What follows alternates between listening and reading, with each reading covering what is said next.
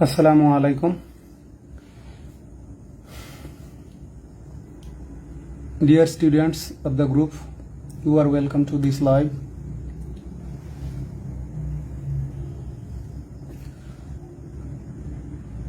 In this live, I am gonna talk about the most important topic, the verb.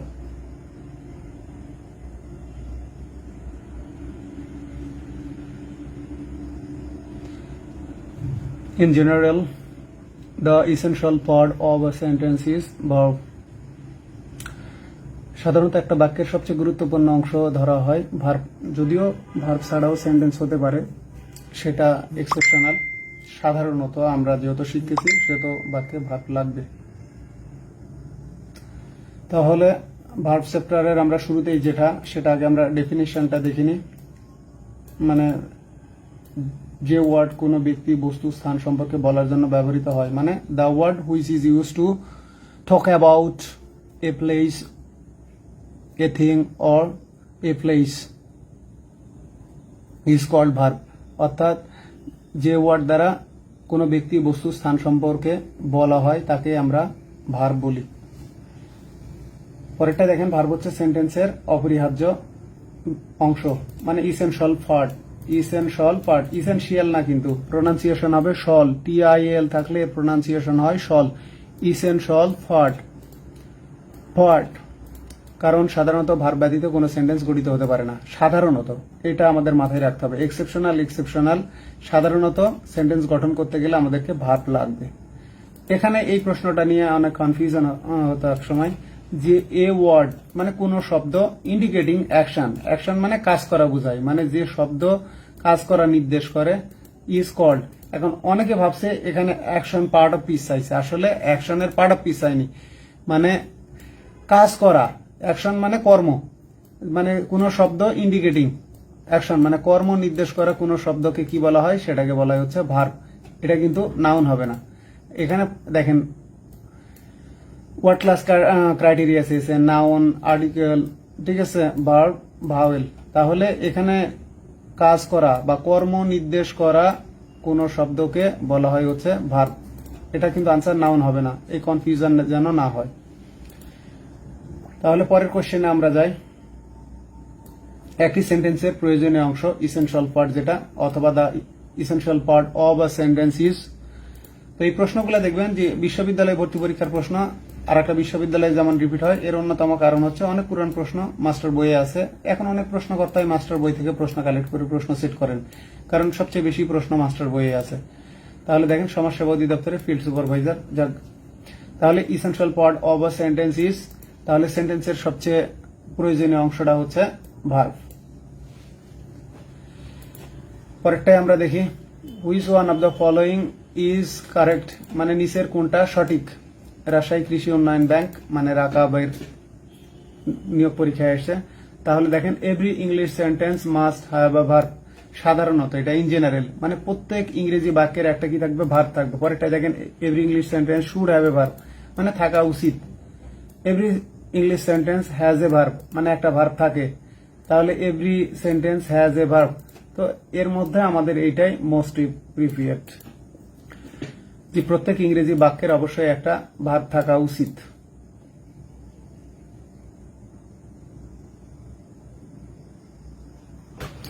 ভার্বটা প্রত্যক্ষ থাকুক পরোক্ষ থাকুক থাকবে। এখন এখানে ভার্বের ক্লাসিফিকেশন, ভার্ব বিভিন্ন ধরনের হয়। মাস্টার বইয়ে কিন্তু আমি জাস্ট বিগত সালের প্রশ্ন অনুসারে সাজিয়েছি। আমাদের বাংলাদেশি অনেক বইয়ে ভার্বকে দুই ভাগে বিভক্ত করা হয়েছে, এটা সুস্পষ্টভাবে ভুল। সেটা হচ্ছে ফাইনাইট আর নন ফাইনাইট।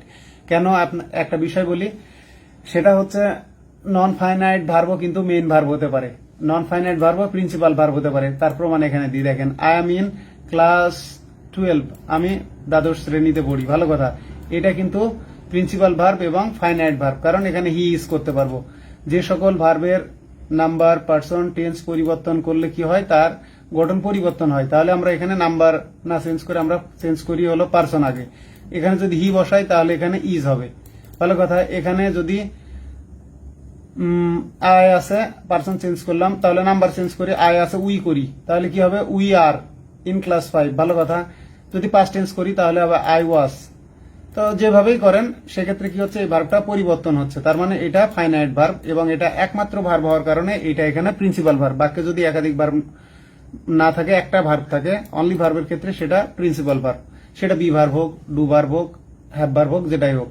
যেমন আই ডিড দ্য ওয়ার্ক, তেমনি দেখেন I have a pen, I have a pen.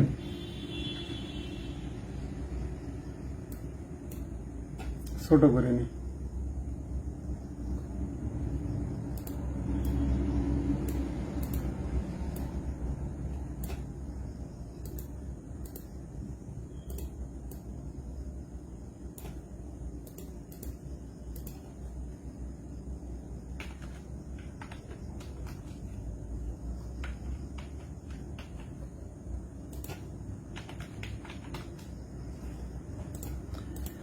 তাহলে বিষয়টা একদম ক্লিয়ার হয়ে গেল যে এখানে অ্যাম একটা ভার্ব, ডিড আর একটা ভার্ব, হ্যাভ ভার্ব। তাহলে এরা প্রত্যেকেই একটা মাত্র ভার্ব, যে কারণে এরা প্রত্যেকেই প্রিন্সিপাল ভার্ব।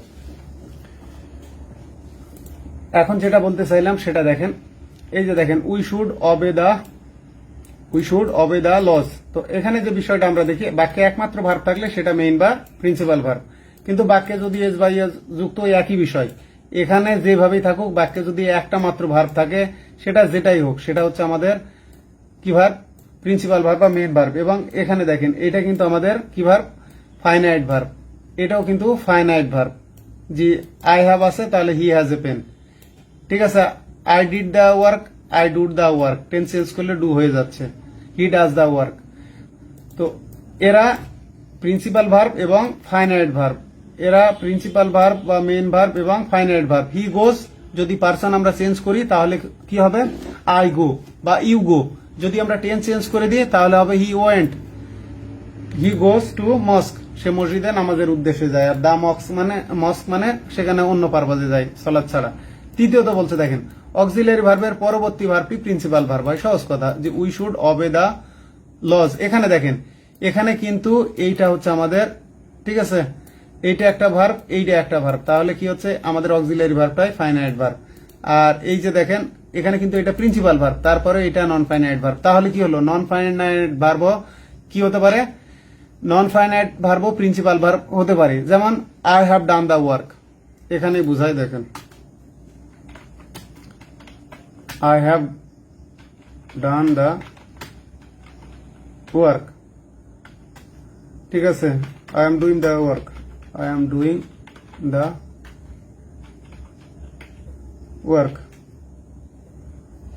তাহলে এখানে দেখেন এইটা কিন্তু ফাইনাইট, আর এই ডান পাস্ট পার্টিসিপল এটা নন ফাইনাইট।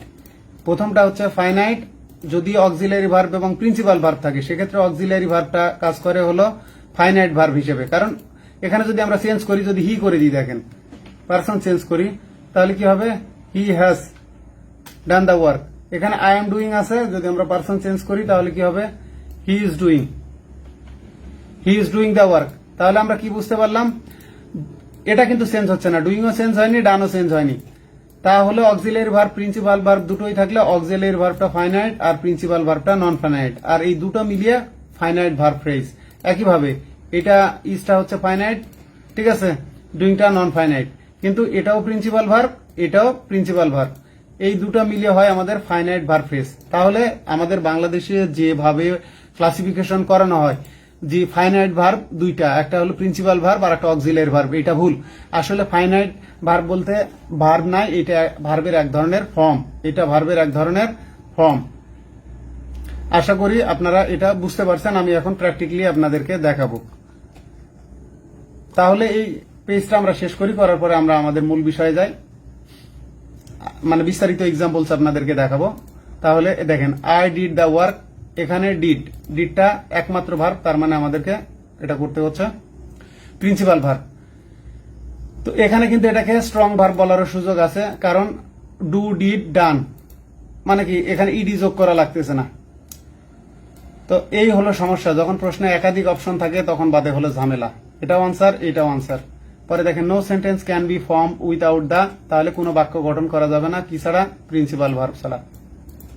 এবার আসেন, I am in class 12, I am in class 12,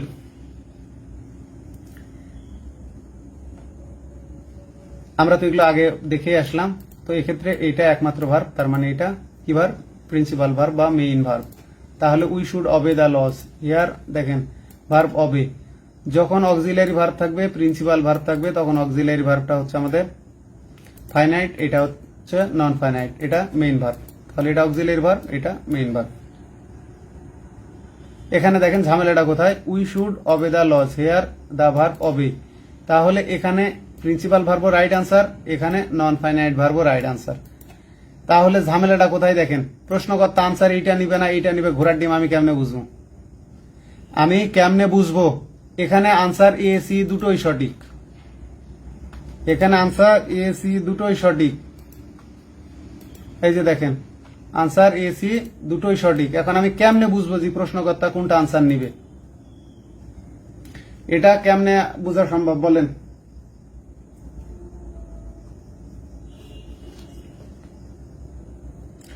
এই ঝামেলার গুলোর কারণে আসলে খুব কষ্টসাধ্য আর কি আপনাদেরকে পড়ানো। কিছু কিছু প্রশ্ন আমি নিজে কনফিউজ, প্রশ্নকর্তা কি করছে আমি তো আর দেখি নাই যে সে কোনটা এটা আনসার নিয়েছে না এটা আনসার নিয়েছে। তো আমরা ধরে নিই যে রুলস অনুসারে এটা। আর আমি এর আগেও দেখিয়েছি গ্রামার অনেক সময় মেনটেন করে হয় না, প্রশ্নকর্তা কোত্থেকে ঘোড়ার ডিম কপি করে আর উত্তর কি নিল আমি সেটা কেমনে বুঝবো? এই ঝামেলাগুলো আসলে খুব কষ্টদায়ক। এ কারণে বারবার বলি আমাদের দেশে যারা প্রশ্নকর্তা এদের জ্ঞান যথেষ্ট না। এই পুরাতন প্রশ্নগুলো বাতিল করে দিয়ে নতুন করে প্রশ্ন করার প্যাটার্ন শুরু করতে হবে। একদম কি বলবো যে যাকে বলে রিয়েল ইংলিশ অনুসারে, যে ইংরেজিগুলো ইউএসএ তে সাধারণত ব্যবহার করা হয়, অথবা আমরা ইউকে ইংলিশও মানে ব্রিটিশ ইংলিশও যদি ফলো করি সেই স্ট্যান্ডার্ড মেনটেন করে। আমার মতে বাংলাদেশে এখন বিগত সালে যে প্রশ্নগুলো আছে সবগুলো বাতিল করে দেওয়া উচিত। মানে মাস্টার বইয়ে যত কোশ্চেন আছে সব বাতিল করার পরে একদম নতুন ভাবে প্রশ্নের প্যাটার্ন শুরু হবে। যদি যারা পিএইচসির লোকজন, বিশ্ববিদ্যালয়ের টিচাররা আছেন, তারা যদি এই কাজে অদক্ষ মনে করেন নিজেদেরকে, রিপিট করার টেন্ডেন্সি বাদ দিয়ে, সেক্ষেত্রে দায়িত্বটা আমাকে দিতে পারে। আমার জন্য বললামই তো যেটা বাই হাতেরই খেল। এমন কি বলবো যে ক্রিয়েটিভ কোশ্চেন্স গুলো হবে এবং শেখার ধরনগুলো এতটাই ইনোভেটিভ হবে। খুব কম পরিমাণে পড়াশোনা করে শিক্ষার্থীদের ইংরেজিতে উইকনেস বলতে ইনশাল্লাহ তেমন কিছুই থাকবে না।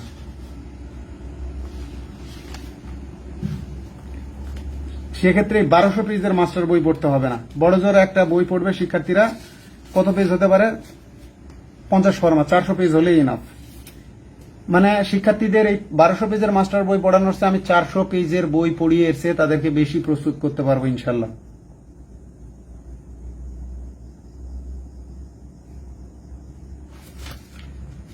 কিন্তু সুযোগটা আমি পাবো না, এটাই হলো সমস্যা। সুযোগটা দেওয়া হবে না, এটাই হলো সমস্যা।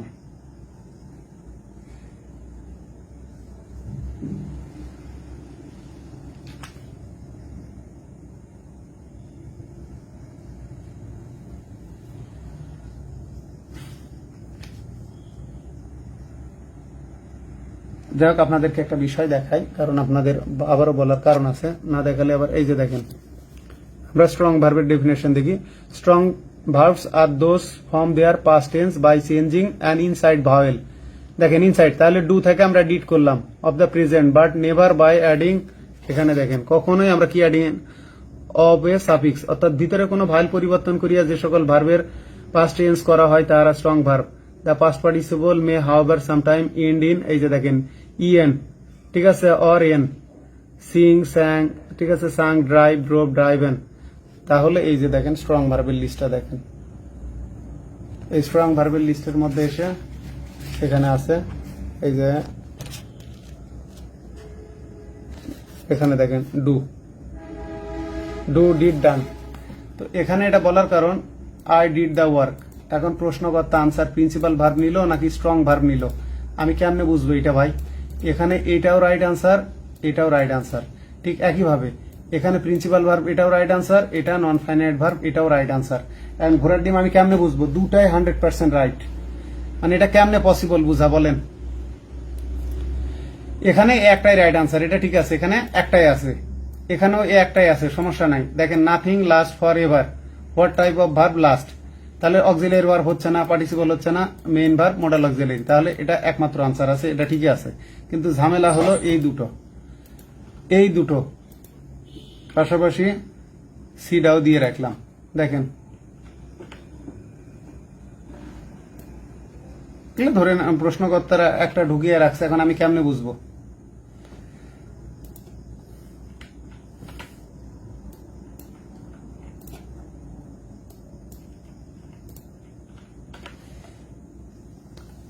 1200 পেজের, আপনারা যারা শিক্ষার্থী আছেন আপনারা সচেতন হন, আপনারা জনমত গড়েন। বললামই তো 1200 পেজের মাস্টার বই পড়তে হবে না, অনলি 400 পেজের বই পড়বেন। 400 পেজের বই থেকে ইংরেজিতে আপনাদের যে লেভেলের ইমপ্রুভমেন্ট আসবে, আমি গ্যারান্টি দিয়ে বলতে পারি আপনাদের এই টাকাও খরচ করতে হবে না, এত অপ্রয়োজনীয় বই কিনতে হবে না। প্রত্যেক শিক্ষার্থীর মধ্যে বললামই তো যে কোয়ালিটি চেঞ্জ আসবে ইনশাল্লাহ। তাহলে এখন আসিয়ে প্রিন্সিপাল ভার্ব তো আমরা দেখে আসলাম, যে ভার্ব অন্য ভার্বের সাহায্য ব্যতীত স্বাধীনভাবে অর্থ সম্পন্ন করতে পারে তাকে প্রিন্সিপাল ভার্ব বা মেইন ভার্ব বলে। মানে সাধারণত কিভাবে দেখেন, নাথিং লাস্ট ফর এভার, কোনো কিছুই চিরস্থায়ী ভাবে টিকে থাকে না, মানে চিরদিন টিকে থাকে না। তাহলে এই লাস্ট কোনো ভার্বের সাহায্য ছাড়াই অর্থ প্রকাশ করতে পারলো যে কোনো কিছুই চিরকাল টিকে থাকে না। তার মানে এটা principal verb. He goes to mosque, সে যায়, কোথায় যায়, মসজিদে যায়। এখানে নিজেই অর্থ প্রকাশ করতে পারতেছে। তারপরে দেখেন আই এম ইন ক্লাস 5, আমি পড়ি, কোথায় পড়ি, এখানে এম মানে রিড, ঠিক আছে, আই ডিড দ্য ওয়ার্ক। এরা নিজেরাই অর্থ প্রকাশ করতে পারতেছে, এই কারণে এদেরকে আমরা বলি প্রিন্সিপাল ভার্ব বা মেইন ভার্ব। ডেফিনেশনটা আমি মিস করেছিলাম, দেখেন। আর অক্সিলারি ভার্ব হলো যে সকল ভার্ব প্রিন্সিপাল ভার্বকে কি কি টেন্স গঠনে, ভয়েস গঠনে এবং মুড গঠনে সাহায্য করে। মুড মানে কি, এখন মোডটা 3 ধরনের আছে। প্রথমে ধরেন ইন্ডিকেটিভ মোড আছে, অনেক সময় পরীক্ষায় আসে মোড কত ধরনের। মোডটা হলো এই যে দেখেন, we should obey the laws of the country, এটা একটা মুড, ঠিক আছে। এখানে ভয়েস, এই যে passive voice, he was elected chairman, ভালো কথা। এখানে tense, he has gone to, অনেক সময় অনেক শিক্ষার্থী জিজ্ঞেস করে যে we should obey the laws of the country, এটা কোন টেন্স, এটা কোন টেন্স, এটা পাস্ট টেন্স ঠিকই, কিন্তু আসলে এইটা মুড। এই ঝামেলাগুলো অনেক শিক্ষার্থী না বুঝে টেন্সের মধ্যে নিয়ে চলে যায়। শ্যাল থেকে শুড ধরে নিলাম, এটা ঠিক আছে যে পাস্টে থাকলে, আসলে কিন্তু এটা টেন্সের মধ্যে যায় না, এটা যায় হলো মুডের মধ্যে। ইন্ডিকেটিভ মোড, ইম্পারেটিভ মোড আর হলো সাবজাংটিভ মোড। প্রথমে ইন্ডিকেটিভের মধ্যে আমাদের আসে অ্যাসার্টিভ সেন্টেন্স এবং ইন্টারোগেটিভ সেন্টেন্স, মানে প্রশ্নবোধক এবং এই যে আমাদের সাধারণ যে বিবৃতিমূলক বাক্যগুলো এইগুলো আসে। তারপরে ইম্পারেটিভ মোডের মধ্যে আসে ইম্পারেটিভ সেন্টেন্স গুলো, আর সাবজাংটিভের মধ্যে আমাদের কোন সেন্টেন্স গুলো আসে, যেগুলো দেখবেন আনরিয়েল পাস্ট বুঝায়। যেমন এই যে আমি বলতেছি I wish I were you, বা I wish I went there, এই যে, অথবা আই প্রপোজ, ঠিক আছে, হি শুড বি না বলে আমি বলতেছি হি বি সাসপেন্ডেড, বা I move he be given the job, যেটাকে মাস্টার বয়েস প্রেজেন্ট সাবজাংটিভ চ্যাপ্টারে আছে, যে কারো ইচ্ছা প্রকাশ পাচ্ছে, আকাঙ্ক্ষা প্রকাশ পায়, তখন আমরা প্রেজেন্ট সাবজাংটিভ মানেই বেস ফর্ম ব্যবহার করি। প্রেজেন্ট সাবজাংটিভ মানেই বেস ফর্ম। তো 3টা মোড, ইন্ডিকেটিভ মোড, তারপরে ইম্পারেটিভ মোড আর হলো সাবজাংটিভ মোড। এই যে ইন্ডিকেটিভ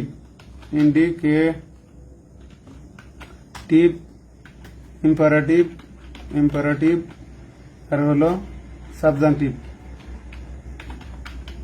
সাবজাংটিভ, প্রেজেন্ট আর পাস্ট। ইম্পারেটিভ,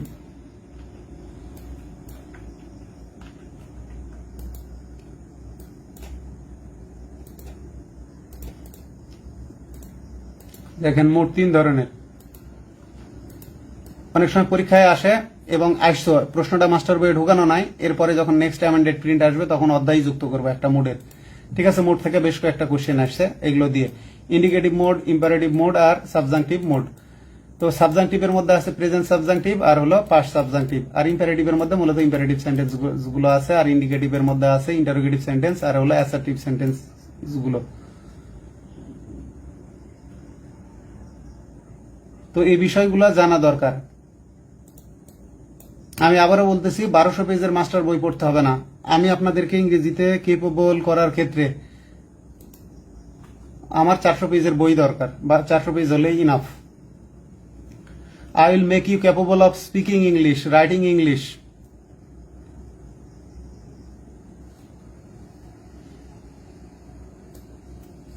তাহলে এটা দেখেন, তাহলে কি হচ্ছে, যে ভার্ব বা যে ভার্বগুলো প্রিন্সিপাল ভার্বকে, মানে মেইন ভার্বকে, এই যে প্রিন্সিপাল ভার্ব বা মেইন ভার্বকে কি টেন্স গঠনে, এখানে টেন্স গঠন করছি, জি he has gone to school অথবা he is going to school, he has gone to school অথবা he is going to school. তাহলে এটা প্রেজেন্ট পারফেক্ট আছে, যদি কন্টিনিউয়াস করি তাহলে he is going to school. তাহলে টেন্স গঠনে, ভয়েস গঠনে, এই যে হি ওয়াজ ইলেক্টেড চেয়ারম্যান, তো ভালো কথা, এটা ভয়েস হলো প্যাসিভ ভয়েস। আবার কি মুড গঠনে কি করে, সাহায্য করে, তাকে হেল্পিং ভার্ব বা অক্সিলারি ভার্ব বলে। ইংরেজি ব্যাকরণে অক্সিলারি ভার্বের সংখ্যা মোট 12টা। তবে এটা নিয়ে এখন কিন্তু একটা ঝামেলা আছে। ঝামেলা কোন জায়গায়, অনেকে এখন এই শালকে বাদ দিয়ে ফেলছে। এখানেও ঝামেলা, দেখেন এখানেও ঝামেলা, কোন জায়গায় 12 কোন জায়গায় 11। এই যে দেখেন ইংরেজি ভাষায় auxiliary, the number of auxiliary verb in English, এখানে আমি আনসার দিয়েছি হলো 12টা, কিন্তু কোন কোন প্লুমারের বইয়ে দেওয়া আছে হলো 11টা, সেখানে কিন্তু শ্যালকে বাদ দিয়েছে। শ্যাল উইল মিলেই একটা, শ্যাল উইল মিলেই একটা। এই যে ঝামেলাটা, এই জায়গায় কিন্তু আনসার 11ও রাইট, 12ও রাইট। এন্ড ঘোড়ার ডিম প্রশ্নকর্তা কোনটা নিবে আমি কেমনে বুঝবো? আমি বুঝবো কেমনে? এখানে এটাও কিছু গ্রামারিয়ান বলছে, কারণ শ্যাল উইলকে একটা নিয়ে আসছে, আর 12টা তো আমরা হিসাব করলেই পাই। প্রাইমারি অক্সিলারি নিয়ে কোনো সমস্যা নাই, 14টা আমি সব গুনে দিচ্ছি আপনাদেরকে, দেখেন। তাহলে ইংরেজি ব্যাকরণে অক্সিলারি ভার্বের সংখ্যা মোট 12টা, কিন্তু কারো কারো মতে 11টা।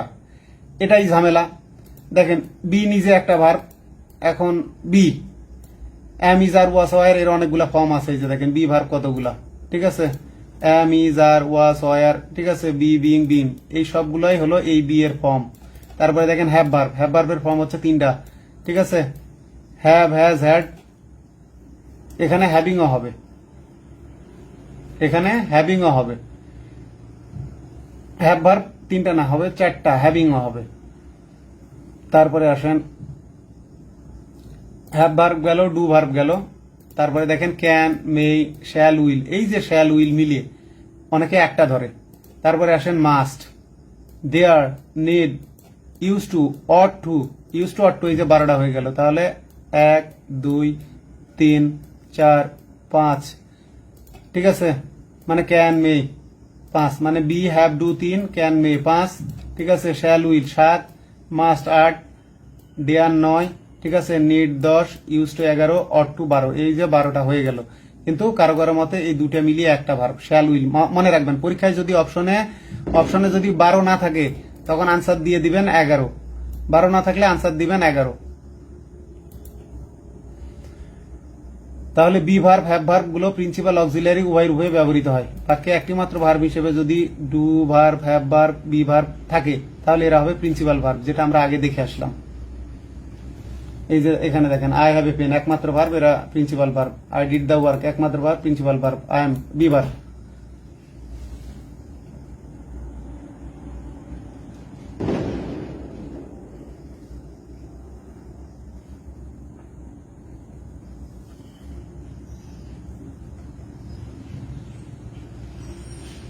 মডেল শ্যাল উইল, এগুলো আপনারা এক্সাম্পল গুলো দেখে নিন, সব তো আর আমার পড়ায় দেওয়ার দরকার নাই। তাহলে দেখেন which one is use both auxiliary verb and principal verb. এখানে মজার একটা বিষয় দেখেন, এম এটাও রাইট, আবার ক্যান কেও আমি বলতে পারি, তার প্রমাণ দিয়ে দেখেন। ক্যান কেও কিন্তু প্রিন্সিপাল ভার্ব ব্যবহার করা যায়, ক্যান ভার্ব নিজেই ব্যবহার হতে পারে। এই যে ক্যান দেখেন, ক্যান, এই যে দেখেন ক্যান, ক্যান নিজেই ভার্ব হতে পারে। ক্যান মানে কাউকে বরখাস্ত করা, নর্থ আমেরিকান ইংলিশে informal, to dismiss somebody from their job, মানে ফায়ার বা স্যাক। ফায়ার মানেও বরখাস্ত করা, আবার স্যাক মানেও বরখাস্ত করা। স্যাক মানে আবার বস্তা হয়, আবার ফায়ার মানে আগুন হয়, কিন্তু বরখাস্ত করা অর্থে মানে কাউকে চাকরিচ্যুত করা। Dismiss somebody from their job, SB মানে সামবডি। তো এই ক্ষেত্রগুলো আমরা এটাকে কিন্তু মেন ভার্ব ব্যবহার করতে পারি। আবার দেখেন to preserve food by putting it in a can, মানে কি ওই যে ক্যান জাত করা, মানে ক্যানের মধ্যে কোনো কিছু রেখে সংরক্ষণ করা। তাহলে আমেরিকান ইংলিশে এটা মেন ভার্ব হতে পারে, আমেরিকান ইংলিশে এটাও মেন ভার্ব হতে পারে। তাহলে এখানে এই ক্যানটা অক্সিলারি ভার্ব হতে পারে, মডেল অক্সিলারি, আবার প্রিন্সিপাল ভার্বও হতে পারে, সেটা আমেরিকান ইংলিশে। প্রশ্নকর্তাদের এই প্রশ্নগুলো করার ক্ষেত্রে খুব সতর্ক হওয়া উচিত। তাহলে এটা প্রশ্নকর্তা নিয়েছে, এটা নিশ্চিত। যেমন আই এম ডুইং, আর বলতেছি আই এম হিয়ার, আমি এখানে আছি, অথবা আই এম টেকিং ক্লাস। তাহলে দেখেন অক্সিলারি ভার্ব হচ্ছে, প্রিন্সিপাল ভার্ব হচ্ছে, যে আই এম হিয়ার আমি এখানে, প্রিন্সিপাল ভার্ব, আর আই এম টেকিং ক্লাস। তাহলে এখানে আই এম টেকিং ক্লাস, তো সেক্ষেত্রে আই এম টেকিং এর অক্সিলারি ভার্ব হিসেবে বসতেছে, তার মানে অক্সিলারি প্রিন্সিপাল দুটোই হতে পারে। আর এটা তো বলে দিলাম what is the number of auxiliary verbs in English. তাহলে দেখেন মজার একটা বিষয়, the number of auxiliary verbs in English, তাহলে দ্য নাম্বার অফ এর পরে বসে প্লুরাল নাউন, আর ভার্ব হয় সিঙ্গুলার। যে অক্সিলারি ভার্বের সংখ্যা, ইংরেজিতে অক্সিলারি ভার্বের সংখ্যা উত্তর 12 কিন্তু 11 হয়। তো এক্ষেত্রে আমার উচিত হবে নেক্সট টাইম এটার আনসার অ্যাড করে দেওয়া। এটাও এই যে আমি অ্যাড করে দিলাম আর বোল্ড করে দিলাম, মানে আপনারা বুঝলেন যে প্রশ্নকর্তা সাধারণত পি নিয়েছে। এটা আমার অনুমান, আমি বেশিরভাগ বই, পুরান বই, ট্রেডিশনাল বইগুলোতে এইটাই পেয়েছি, 12টাই পেয়েছি, তবে 11টাও পেয়েছি। এটা নিয়ে বিতর্ক আছে। আমরা এখন ট্রানজিটিভ ইনট্রানজিটিভ ভার্বে যাব না, আমরা যাব অন্য আলোচনায়, সেটা ফাইনাইট নন ফাইনাইট ভার্বে।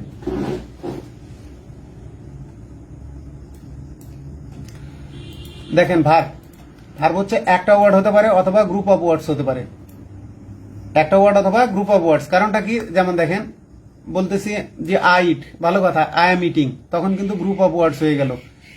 অথবা আই হ্যাভ বিন ইটিং, মানে আই ইট একটা ওয়ার্ড। যখন বলতেছি আই ইট কিন্তু আমি বলতেছি আই এম ইটিং, তখন গ্রুপ অফ ওয়ার্ডস। অথবা I have been eating, group of words. অথবা I have eaten, group of words. That expresses an action, মানে কোনো কর্ম বোঝায়। এই যে দেখেন যেটা বলা হলো ইন্ডিকেটিং অ্যাকশন, সেটা হবে ভার্ব, আনসার হবে ভার্ব। সাস অ্যাজ, যেমন ইট, ইভেন্ট কোনো ঘটনা, যেমন সাস অ্যাজ হ্যাপেন, অকার, ডাই, এখানে হতে পারে ডাই, ঠিক আছে। তারপরে এবার আসেন or a state, such as কোনো অবস্থা বোঝাবে, এক্সিস্ট মানে বিদ্যমান থাকা বা বজায় থাকা, অস্তিত্ব থাকা। এবার আসেন বিলং মানে মালিক হওয়া, রিজেম্বল দেখতে কারো মতো হওয়া। এইগুলো হচ্ছে আমাদের ভার্ব। মানে ভার্ব হচ্ছে একটা শব্দ বা শব্দগুচ্ছ যেগুলো কোনো কর্ম বোঝায়, কোনো ঘটনা বোঝায় অথবা কোনো অবস্থা বোঝায়।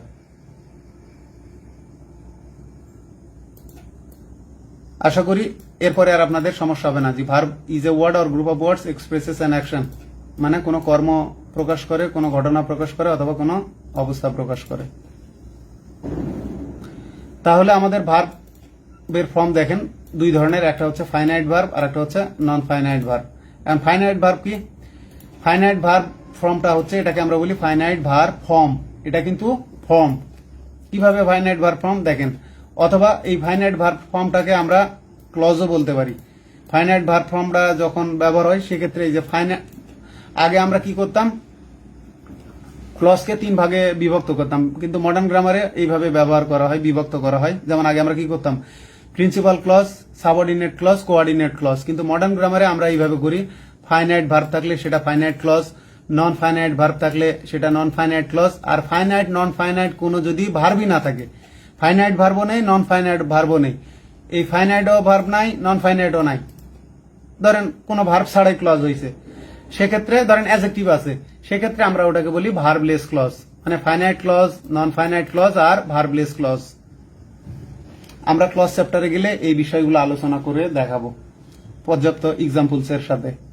তাহলে দেখেন ফাইনাইট ভার্ব কি হচ্ছে, a finite verb form or clause shows a particular tense, person and number. মানে কি, এরা নির্দেশ করবে কোনো একটা সুনির্দিষ্ট টেন্স, ঠিক আছে, ফাইনাইট ভার্বগুলো, অথবা পারসন অথবা নাম্বার।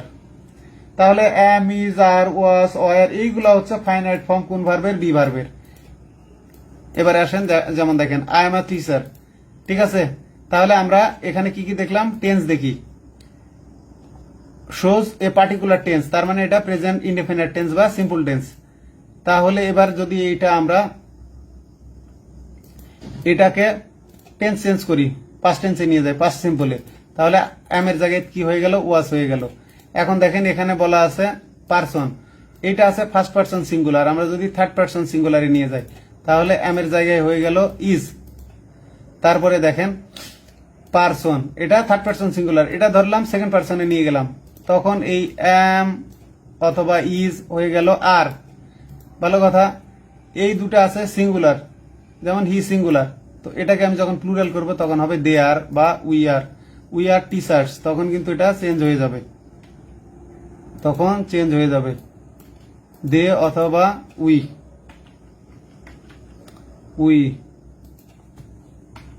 আই থেকে উই। এই যে আয়ের প্লুরাল যদি আমরা উই নিই তাহলে হবে আর, তেমনি হি এর প্লুরাল যদি আমরা দে নিই তাহলে হবে আর।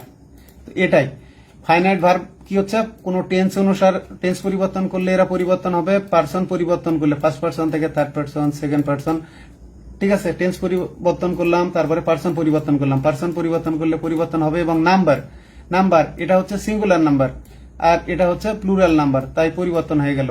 এটা হচ্ছে সিঙ্গুলার নাম্বার আর ওর প্লুরাল হচ্ছে দেই, তাই এখানে আর হলো, ইস থেকে আর হয়ে গেল। তো আশা করি আপনারা বুঝতে পারছেন যে টেন্স টেন্স, পার্সন এবং নাম্বার এই তিনটা পরিবর্তন করলে যে সকল ভার্বের শেপ বা ফর্ম পরিবর্তন হয় এই ভার্বগুলো হচ্ছে ফাইনাইট ভার্ব। তো আই থেকে দেখেন এটা পাস্ট টেন্স আমরা করলাম, ওয়াস হলো। তেমনি এই যে দেখেন দে বা উই ওয়ার টিচার, নাম্বার আবার চেঞ্জ করলাম আয়ের পাস্ট টেন্সে, তখন আবার ওয়ার হয়ে গেল। ঠিক আছে, এখানে ছিল you are a teacher, past টেন্সে নিয়ে গেলাম ইউ আর এ টিচার। এখানে he is a teacher, tense change করলাম হি ওয়াজ আ টিচার। এবারে দেখেন নন ফাইনাইট ভার্বের ক্ষেত্রে কি হচ্ছে। Non finite verb from or clause doesn't show particular tense person number, মানে কি নন ফাইনাইট ভার্ব কোনো টেন্স পারসন নাম্বার কিছুই বোঝাবে না। যেমন দেখেন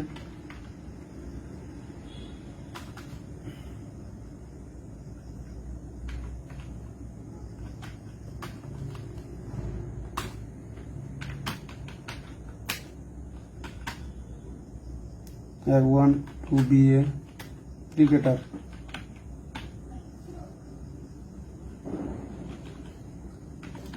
I want to be অথবা to become, to become। এখন ভালো কথা, I am capable of, ঠিক আছে, being a cricketer, being a cricketer।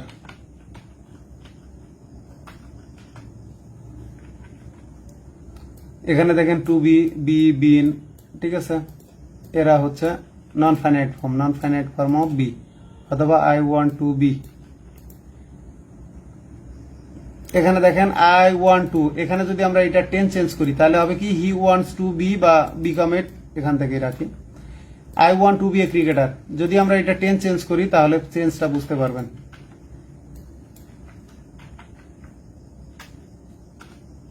হি, তখন এই যে দেখেন এখানে চেঞ্জ ওয়ান্টস টু বি, এটা কিন্তু অপরিবর্তিত থাকতেছে। একইভাবে দেখেন উই, তখন আবার ওয়ান্ট হয়ে যাচ্ছে। তারপরে এটা পাস্ট টেন্সে নিয়ে যায়, ধরেন আই ওয়ান্টেড, ঠিক আছে। তাহলে দেখেন আয়ের এটা ফার্স্ট পারসন আছে, আমরা থার্ড পারসন করলাম, তখন কিন্তু এর ফর্ম চেঞ্জ হয়ে গেল, এর সাথে এস হলো। আই থেকে এটা প্রেজেন্ট টেন্স আছে, আমরা পাস্ট টেন্স করলাম, পরে ইডি লাগলো, মানে ফর্ম চেঞ্জ হয়ে গেল, ঠিক আছে। তারপরে আসেন, যদিও এখানে আই থেকে উই করলে এখানে কোনো চেঞ্জ হলো না, এটা আলাদা হিসাব, সব ক্ষেত্রে যে পরিবর্তন হবে তা কিন্তু না, একদম অ্যাবসলিউট না, সাধারণত বোঝানোর ক্ষেত্রে বলতেছি। এখানে যেটা দেখানোর, দেখেন এটা কোনো জায়গাতেই পরিবর্তন হয়নি টু বি। তাহলে যে সকল ভার্বের টেন্স চেঞ্জ করলে, পারসন চেঞ্জ করলে, নাম্বার চেঞ্জ করলে গঠন পরিবর্তন হয় না, এরা হচ্ছে নন ফাইনাইট ভার্ব। যেমন দেখেন I am capable of being a cricketer, তাহলে এখানে যদি হি ইজ করি, এটা টেন্স চেঞ্জ করে দিই, দেখেন কি হলো, এম থেকে ওয়াস হয়ে গেল, কিন্তু এখানে বিইংটা অপরিবর্তিত থাকলো, ঠিক আছে। এখানে ধরেন উই আর,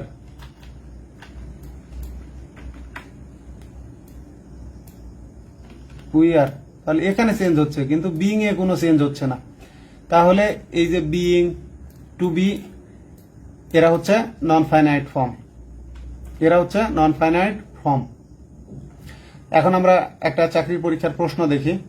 দেখেন এ finite verb doesn't change with the change of, বন অধিদপ্তরের বন প্রহরী, রাজশাহী, রংপুর, 2023 সালের নিয়োগ পরীক্ষা আসছে। এ ফাইনাইট ভার্ব ডাজন্ট চেঞ্জ, পরিবর্তন হয় না, উইথ দ্য চেঞ্জ অফ, কোনটা পরিবর্তনের সাথে, তাহলে সাবজেক্ট পরিবর্তন করলে কি হবে, ফাইনাইট ভার্ব পরিবর্তন হবে।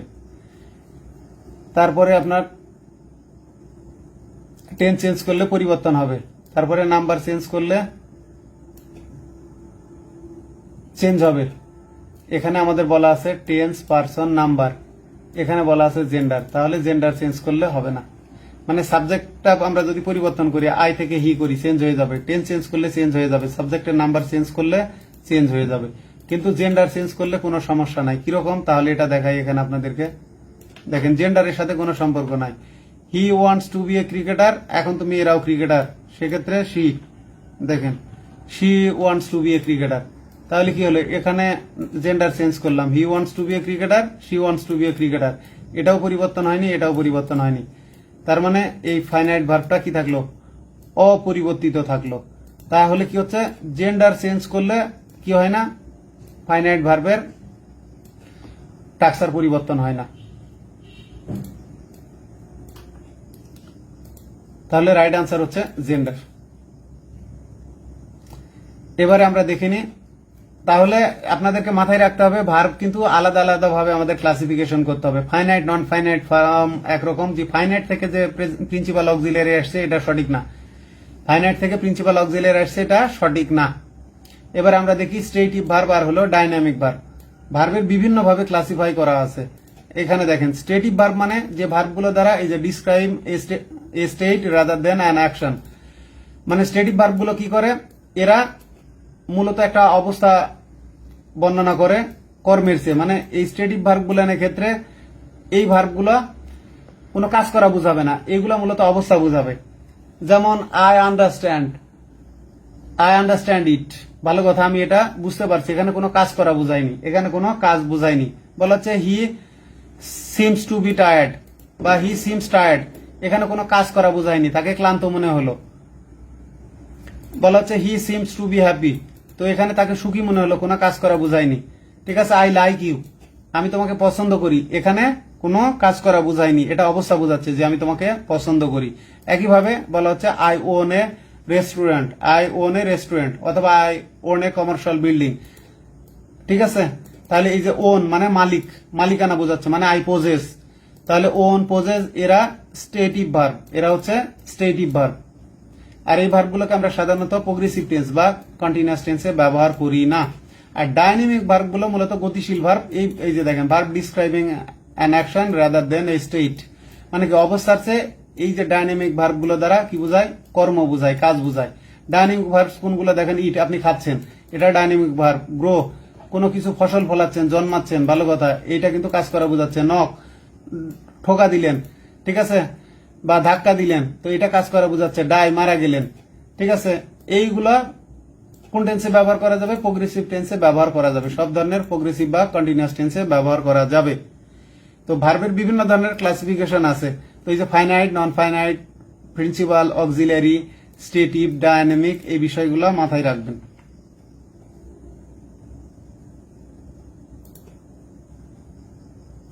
তারপরে আছে ট্রানজিটিভ, ইনট্রানজিটিভ। অবজেক্টের ভিত্তিতে ভার্বকে আমরা দুই ভাগে ভাগ করি। যে সকল ভার্ব নাই সেই ভার্বগুলোকে আমরা বলি ট্রানজিটিভ ভার্ব। ট্রানজিটিভ ভার্বের অবশ্যই ডাইরেক্ট অবজেক্ট লাগবে। মনে রাখবেন, ভার্বের যদি একটা মাত্র অবজেক্ট থাকে, এই যে দেখেন এই জিনিসটা, ট্রানজিটিভ ভার্বের অবশ্যই একটা ডাইরেক্ট অবজেক্ট লাগবে। আর ভার্বের একটা মাত্র অবজেক্ট থাকলে তার ডাইরেক্ট অবজেক্ট হবে। ঠিক আছে, ডাইরেক্ট অবজেক্ট, যেমন আই লাভ ইউ বা আই লাইক ইউ, এখানে একটাই অবজেক্ট আছে, ইউ।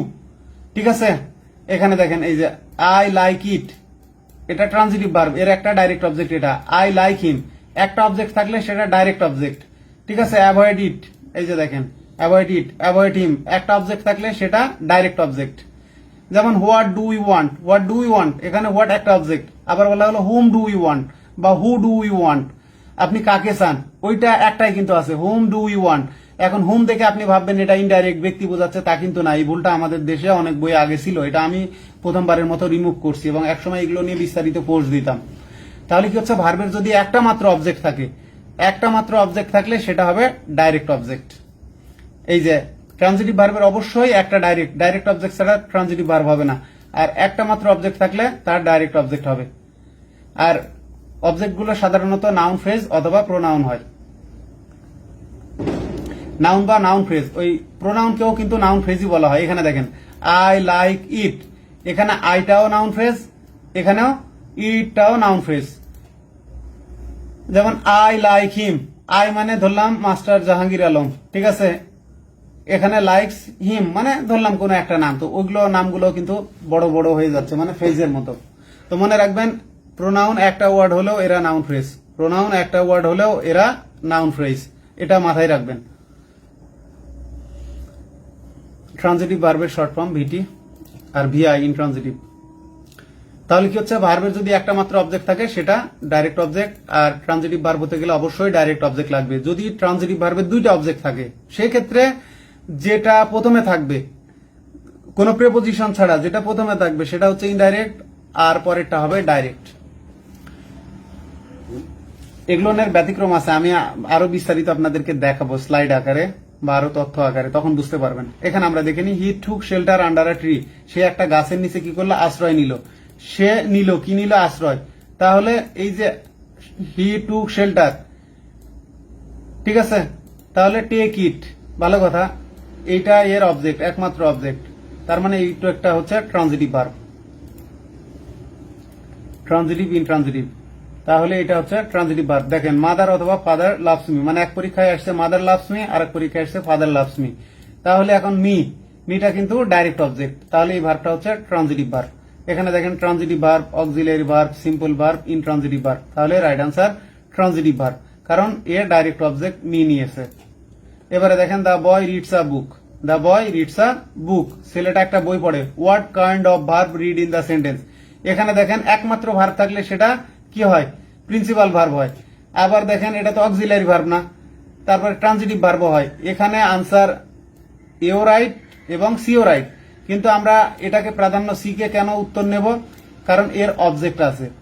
মানে প্রিন্সিপাল ভার্ব থেকে আসে হলো transitive intransitive verb, principal verb থেকে আমরা মূলত পাচ্ছি ট্রানজিটিভ ইনট্রানজিটিভ ভার্ব। তো এই কারণে যত অবজেক্ট থাকার কারণে আনসার অ্যাকসেপ্ট করব ট্রানজিটিভ, কিন্তু প্রশ্নকর্তার উচিত পরবর্তীতে এই অপশনটা আউট করে দেওয়া, যে কোনো একটা রাখা উচিত, হয় প্রিন্সিপাল ভার্ব রাখা উচিত, নয় ট্রানজিটিভ রাখা উচিত। এখানে principal verb right, transitive verb right, আমি এই জন্য অপশনটা এইভাবে করে দিয়েছি। সিটা কে মোস্ট অ্যাপ্রোপ্রিয়েট আনসার, তারপরে দুটোই রাইট। পরে দেখেন, হি রাইটস আ লেটার, একদম same. In this sentence write, principal verb হয়, অক্সিলারি ভার্ব তো হবে না কারণ একমাত্র ভার্ব, ট্রানজিটিভ ভার্ব, ইনট্রানজিটিভ, মানে অপশনগুলো সেম। তাহলে কি হচ্ছে, আমাদের এটাও রাইট, এইটাও রাইট। তো এ লেটার অবজেক্ট থাকার কারণে আমরা ট্রানজিটিভ ভার্বকে প্রায়োরিটি দিচ্ছি। এই যে দেখেন, বাকি একটি মাত্র ভার্ব থাকলে সেটি অবজেক্ট নিলে তার প্রিন্সিপাল ভার্ব এবং ট্রানজিটিভ ভার্ব দুটোই হয়। অপশনে দুটোই থাকলে অবজেক্ট নেওয়ার কারণে সুনির্দিষ্টভাবে ভার্বটিকে ট্রানজিটিভ বিবেচনা করাই উত্তম, মানে একদম স্পেসিফিক ভাবে। এটা কেমন হয়েছে আপনাদেরকে বলি, ধরেন আমার দুটো ভাই আছে, তো একজন হলো আপন ভাই আর একজন হচ্ছে সৎ ভাই। প্রথম কথা হলো দুইজনে আমার ভাই, প্রথমে দুইজনে আমার ভাই, মানে দুইজনেই ভাই। কেউ যদি জিজ্ঞেস করে এরা কারা আপনার, তো এরা আমার ভাই। যখন বলবো এটা কি আপন ভাই, তো যেটা আপন ভাই বলবো যে he is my own brother, he is my own brother, own লাগবে কিন্তু প্রথমে দুইজনই ভাই, he is my brother, he is my brother. যখন স্পেসিফিক ভাবে জিজ্ঞেস করা হবে যে সে কি আপন ভাই, হ্যাঁ আপন ভাই হলে আপন ভাই, আর সৎ ভাই হলে স্টেপ ব্রাদার। তো এখানে বিষয়টা এমনটাই ঘটছে। প্রিন্সিপাল ভার্ব থেকে এটা তো প্রিন্সিপাল ভার্বই, কিন্তু অবজেক্ট নেওয়ার কারণে সুস্পষ্টভাবে আমরা নিচ্ছি হলো আরো স্পেসিফিক ভাবে ট্রানজিটিভ ভার্ব।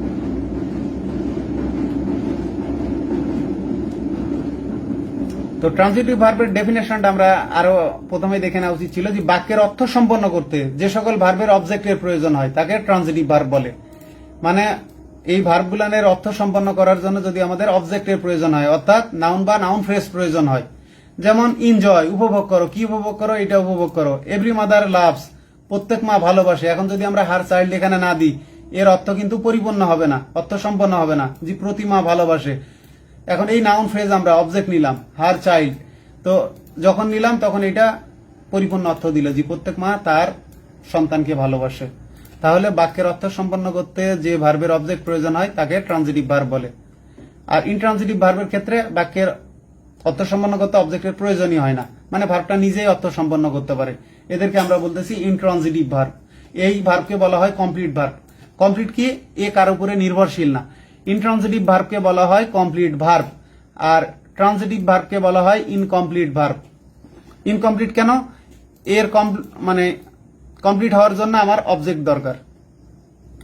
যেমন দেখেন, মাদার লাভস, মা হাসে, মা হাসে।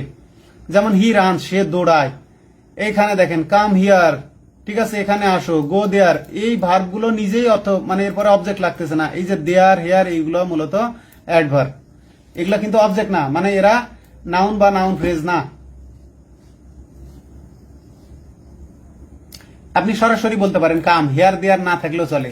কাম আসো, গো যাও। আমরা যদি হেয়ার দেয়ার বাদও দিয়ে দিই, দেখেন হেয়ার দেয়ার যদি বাদও দিয়ে দিই, কাম আসো, গো যাও, তাহলেও এরা স্বাধীনভাবে অর্থ দেয়, কোনো সমস্যা নাই। Huffing and puffing we arrived at the classroom door with only 7 seconds to spare. ঠিক আছে, তাহলে অ্যারাইভড, এই যে দেখেন এটা কোন ধরনের ভার্ব, এটা ইনট্রানজিটিভ ভার্ব, কারণ এরপরে অবজেক্ট নাই।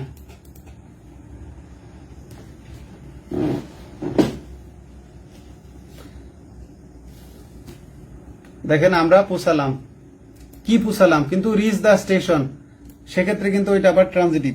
তো একটা বিষয় আপনাদেরকে বলার ছিল, যেমন দেখেন এন্টার, এন্টার কিন্তু transitive verb, reach transitive verb, এই বিষয়টা এখানেই বলে রাখি, তাহলে আপনাদের কাজে লাগবে। দেখেন রিচ, রিচের পরে কিন্তু ইট হয় না, রিচের পর ইট হয় না। আমাদের দেশে যেভাবে শেখানো হয় যে ভার্বকে কি বা কাকে দ্বারা প্রশ্ন করলে আমরা কি পাই, অবজেক্ট পাই। ঠিক আছে, তো ভালো কথা, এখানে আপনি বললেন reach the station, we reach the station, বা bus stand, bus stop, reach the bus stop, ভালো কথা। দেখেন we reach the bus stop, অথবা he entered the room, he entered the room। তাহলে এখানে কিন্তু কি এর উত্তর পাচ্ছেন না, কাকের উত্তরও পাচ্ছেন না, সে কোথায় প্রবেশ করলো, রুমে। ঠিক আছে, এরা তো ঠিক আছে লোকেটিভ অবজেক্ট, স্থান বোঝায়। We reached the bus stop বা we reach the railway station বা স্টেশন। তো এগুলো নিয়ে এই যে আমাদের দেশে পড়ানো হয় ভার্বকে কি বা কাকে দ্বারা প্রশ্ন করে আমরা অবজেক্ট পাই।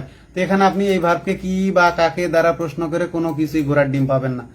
তো মূল কথা হলো, যদি ভার্বের অর্থ সম্পন্ন করতে তারপরে নাউন বা নাউন ফ্রেজ লাগে, ঠিক আছে, প্রোনাউনও হতে পারে, তো সেক্ষেত্রে ওই ভার্বটা আমাদের ট্রানজিটিভ ভার্ব। এই যে দেখেন হি এন্টার্ড দ্য রুম, তাহলে এটা ট্রানজিটিভ ভার্ব। ঠিক আছে, যদিও কোথায় এর মতো উত্তর দিচ্ছে, ওই রুলস দিয়ে হচ্ছে না, আর এখানে দ্য রুম হচ্ছে নাউন ফ্রেজ। তাহলে we reach the station,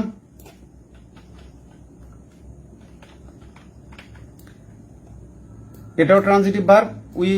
he entered the room, এটাও ট্রানজিটিভ ভার্ব। এরা কিন্তু ট্রানজিটিভ ভার্ব, এরা ট্রানজিটিভ ভার্ব,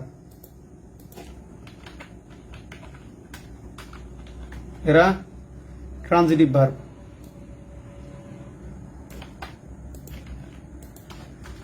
এরা ট্রানজিটিভ ভার্ব, এটা খেয়াল রাখবেন। এই অ্যারাইভ অ্যাট মানে রিচ। এখন আমরা যদি এখানে ব্যবহার করি উই রিচ এর জায়গায়, দেখেন আমরা অ্যারাইভ অ্যাটও ব্যবহার করতে পারি এখানে, যে we arrived at the station, we arrived at the station, একই অর্থ, we arrived at the station.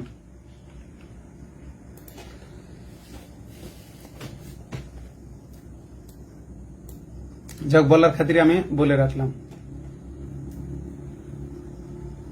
তো এখানে যেটা বলা আছে, বাক্যের অর্থ সম্পন্ন করতে ভার্বের অবজেক্ট প্রয়োজন হয় যে সকল ভার্বের, তাকে ইন্ট্রানজিটিভ ভার্ব বলে।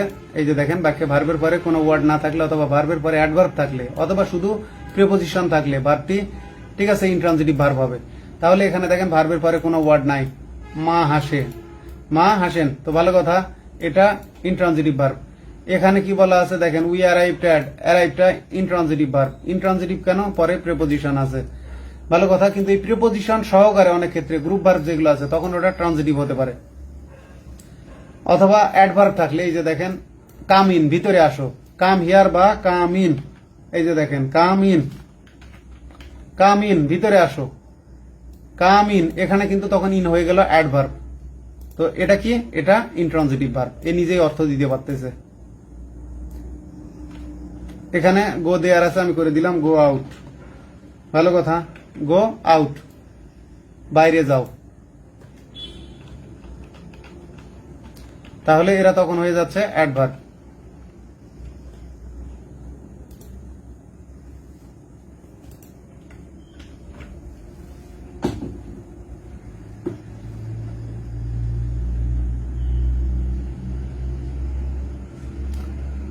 Which one is intransitive verb, তাহলে দেখেন রেইজ এর পরে আমরা মানে রেইজ ইউর হ্যান্ড, আমরা অবজেক্ট বসাতে পারতেছি, নাউন ফ্রেজ বসাতে পারতেছি। হ্যাঁ, লে ইট, লেটা ট্রানজিটিভ, মানে এটা রাখো, ভালো কথা। সেট ইট, এটাও স্থাপন করো। হ্যাঁ, rise, sun rises in the east, সূর্য পূর্ব দিকে উঠে। অথবা the price of rice has risen, ভালো কথা। তাহলে এইটা হচ্ছে আমাদের ইন্ট্রানজিটিভ ভার্ব, কারণ এরপরে অবজেক্টের দরকার নাই।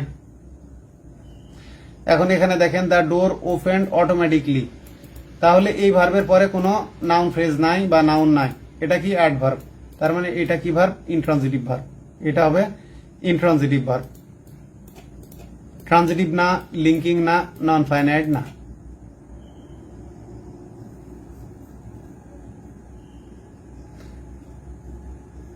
এখানে দেখি রিভার ফ্লোস, নদী প্রবাহিত হয়, তো এরপরে এই ভার্বটা একাই আছে, কোনো নাউন নাই বা মানে কিছুই নাই, একাই আছে, কোনো অবজেক্ট নাই, তার মানে এটা ইনট্রানজিটিভ। ফায়ার বার্নস, আগুন জ্বলে, মানে যে ভার্বগুলো একাই অর্থ প্রকাশ করতে পারে এরাই ইনট্রানজিটিভ ভার্ব বা কমপ্লিট ভার্ব। এই যে দেখেন, which of the following is not a type of incomplete verb, মানে এর মধ্যে কোনটা ইনকমপ্লিট ভার্ব না। অক্সিলারি ভার্ব ইনকমপ্লিট, কারণ প্রিন্সিপাল ভার্ব লাগবে। সেমি অক্সিলারি ভার্ব গুলো মনে করেন প্রিন্সিপাল ভার্ব লাগবে। তাহলে বিইং ভার্ব মানে বি ভার্ব গুলো মূলত এদেরও লাগবে। এখন দেখেন ইনট্রানজিটিভ ভার্ব, ইনট্রানজিটিভ ভার্ব গুলো কি ভার্ব না, এরা ইনকমপ্লিট ভার্ব না, এরা কমপ্লিট ভার্ব। এখানে দেখেন শি স্লিপ, সে ঘুমায়, মানে ভার্ব যখন একাই অর্থ প্রকাশ করতে পারতেছে, এইটা কি verb, intransitive verb. Linking verb না, ট্রানজিটিভ ভার্ব না, বি ভার্ব না। তো আশা করি যে পর্যন্ত পড়ানো হলো এই বিষয়গুলো নিয়ে আপনাদের সমস্যা থাকার কথা না। এরপরে আমি ধারাবাহিকভাবে ইনশাল্লাহ পড়াতে থাকবো। এই যে ডাইরেক্ট ইনডাইরেক্ট অবজেক্ট গুলো, এগুলো নিয়ে আরো বিস্তারিত আলোচনা হবে। যে প্রবলেম গুলো আছে এই প্রবলেম গুলো আপনাদেরকে সলভ করাবো।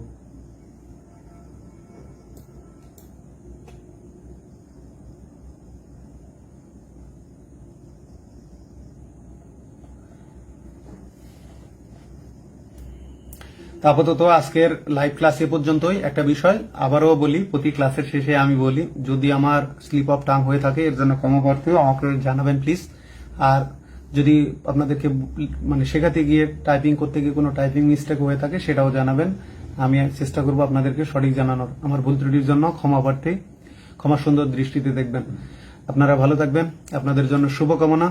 Wish you all the best, always for ever. Wish you more and more success. আল্লাহ হাফিজ।